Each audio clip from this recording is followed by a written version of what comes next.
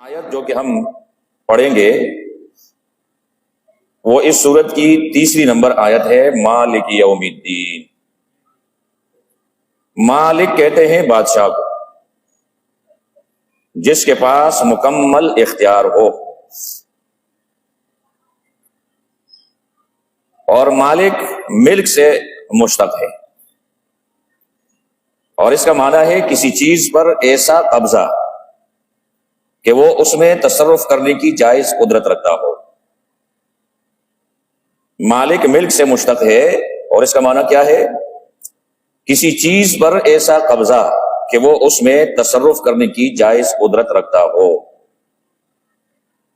تو یہ بھی گویا اللہ کی ایک صفتی نام ہے کہ رب ذوالجلال وہ واحد ذات ہے کہ ہر چیز پر اس کا ایسا قبضہ ہے، اور ہر چیز اس کے ایسے قبضہ قدرت میں ہے کہ اس کو ہر چیز میں تصرف کرنے کا مکمل اختیار ہے، اس کائنات میں بھی اور کائنات کے فنا ہونے کے بعد آخرت میں بھی۔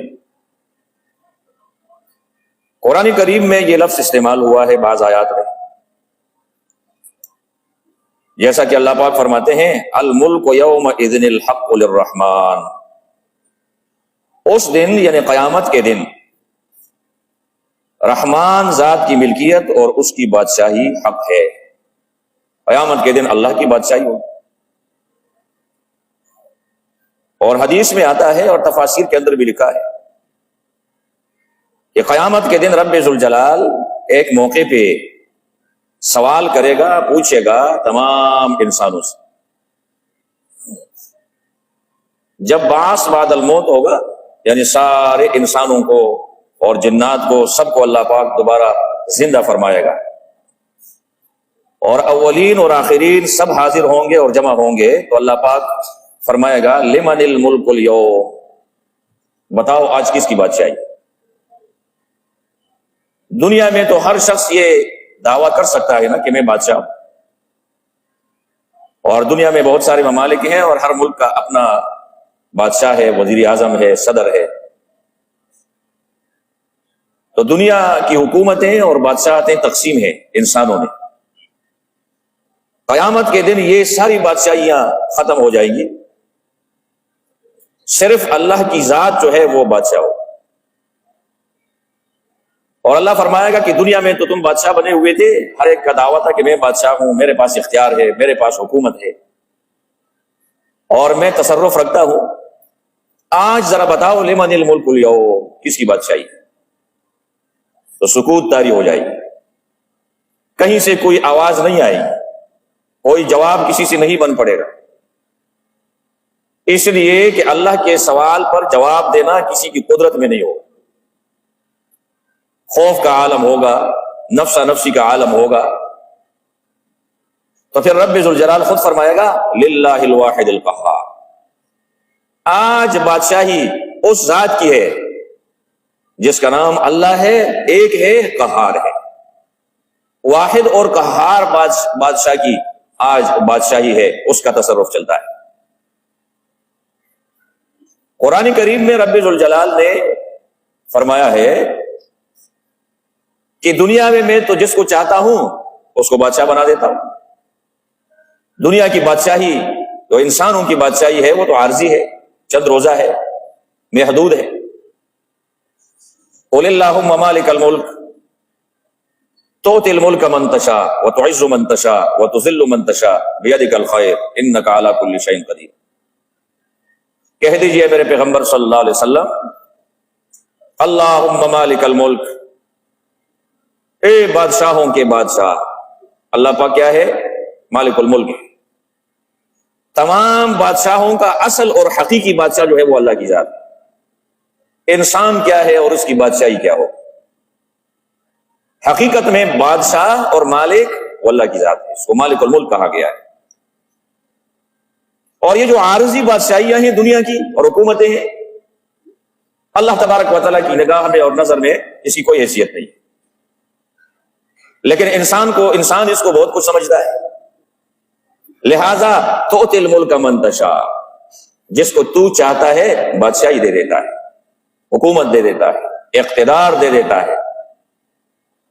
وَتُعِزُّ مَن تَشَاءُ وَتُذِلُّ مَن تَشَاءُ، جس کو چاہتا ہے عزت دے دیتا ہے، معزز بنا دیتا ہے، اور جس کو چاہتا ہے ذلیل کر دیتا ہے، جس کو چاہتا ہے بادشاہی کے تخت پہ بٹھا دیتا ہے، اور جس کو چاہتا ہے بادشاہی کے تخت سے گرا دیتا ہے، ذلیل کر دیتا ہے۔ اور دنیا میں آپ لوگ دیکھتے رہتے ہیں، ایک دن ایک شخص وزیر اعظم ہوتا ہے، دوسرا دن اس کی کرسی الٹی پڑی ہوتی ہے۔ ہمارے ملک کے اندر یہ تماشا زیادہ لگتا ہے، اور لہٰذا ایک دن وزیر اعظم ہے، دوسرے دن جیل کے اندر ہے، جیل کے سلاخوں کے پیچھے، ایک دن صدر ہے، دوسرے دن سلاخوں کے پیچھے ہے۔ دراصل یہ اختیار، حقیقی اختیار اللہ کے پاس ہے۔ تؤتی الملک من تشاء، جس کو چاہتا ہے بادشاہ بنا دیتا ہے، بادشاہی عطا کر دیتا ہے۔ وتعز من تشاء، جس کو چاہتا ہے عزت دیتا ہے۔ وتذل من تشاء، اور جس کو چاہتا ہے ذلیل کر دیتا ہے۔ بیدک الخیر، آپ کے ہاتھ میں بھلائیاں ہیں۔ انک علی کل شیء قدیر، بے شک آپ ہر چیز پر قدرت رکھنے والے ہیں۔ لیکن قیامت کے دن انسان جو ہے یہ بے اختیار ہوگا، اس کے پاس کوئی بادشاہی نہیں ہوگی، یہ کوئی تصرف نہیں کر سکے گا۔ دنیا میں تو پھر بھی اللہ پاک نے اس کو اختیار دیا ہے نا، فمن شاء فلیؤمن ومن شاء فلیکفر۔ کوئی شخص چاہتا ہے ایمان والا بن جائے، اور چاہتا ہے تو کافر بن جائے۔ انا ہدیناہ السبیل اما شاکرا واما کفورا، اللہ نے دو راستے بتائے ہیں انسان کو، یا تو شکر گزار بن جائے یا ناشکرا بن جائے، یا تو صراط مستقیم کا راستہ اختیار کر لے، اور یا جناب علی شیطان کا جو ٹیڑھا راستہ ہے، ضلالت، گمراہی، کفر و شرک کا راستہ، وہ اختیار کر لے۔ تو دنیا میں انسان کے پاس اختیار ہے، چاہے تو ایمان قبول کر کے نیک اعمال انجام دے اور اپنی آخرت بہتر کر لے، اور چاہے تو ایمان کا منکر بن جائے، کفر اور شرک کا راستہ اختیار کر کے گناہ اور بدعملی اختیار کر کے اپنی عاقبت برباد کر کے جہنم کو اپنا ٹھکانہ بنا لے۔ یہ انسان کے اختیار میں۔ معلوم ہوا کہ دنیا میں انسان اپنے لیے جنت بھی بنا سکتا ہے اور جہنم بھی بنا سکتا ہے، اس کے اختیار میں۔ لیکن قیامت کے دن انسان کے پاس کوئی اختیار نہیں ہوگا۔ قیامت کے دن اختیار کس کے پاس ہوگا؟ اللہ کے پاس ہوگا۔ اس لیے اس آیت میں اللہ پاک نے کیا فرمایا؟ مالک یوم الدین، وہ روز جزا کا مالک۔ الدین کہتے ہیں بدلے کو، جزا کو، اور الدین کا معنی انصاف بھی ہے، یعنی روز جزا کا بھی مالک ہے، انصاف کے دن کا مالک ہے، کہ اس دن وہ انصاف کرے گا، بے انصافی کسی کے ساتھ نہیں ہوگی، اور ہر انسان کو اس کے اعمال کا بدلہ ملے گا۔ ومن یعمل مثقال ذرۃ خیرا یرہ ومن یعمل مثقال ذرۃ شرا یرہ، ذرے کے برابر بھی اگر کسی نے کوئی نیک کام کیا ہوگا تو اس کا بدلہ اس کو ملے گا، اس کی عاقبت اچھی ہوگی، اور ذرے کے برابر بھی اگر کسی نے گناہ کیا ہوگا، برائی کی ہوگی، وہ بھی اس کو دیکھ لے گا، اس کا بدلہ اس کو ملے گا سزا کی صورت میں۔